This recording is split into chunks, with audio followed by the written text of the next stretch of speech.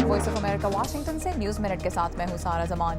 अमरीकी हुकूमत का शट डाउन खत्म होने पर मुल्क भर में लाखों सरकारी मुलाजमीन काम पर वापस आ चुके हैं और हुकूमती कर्जों की सतह में इजाफे की खबर से एशियाई मंडियों में भी आज कुछ तेजी देखी गई। बरतानिया और चीन के दरमियान तय पाने वाले तजारती माहिदों के तहत बरतानिया में जौहरी तवानाई के शोबे में अब चीनी कंपनियां सरमायाकारी कर सकेंगी।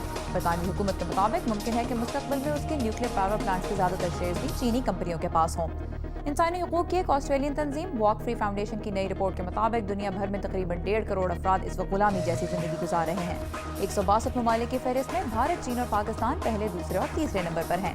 और एप्पल की जानिब से उसका निस्बतन सस्ता iPhone 5C बनाने वाली कंपनीज के ऑर्डर्स में कमी से इस फोन की मांग के हवाले से खदशात बढ़ रहे हैं। नाक़दीन के मुताबिक ये फोन इतना सस्ता नहीं कि दूसरे कम कीमत फोन से मुकाबला कर सके। ये था VOA न्यूज़ मिनट। खबरों की तफसीलात के लिए आइए urdu VOA.com पर।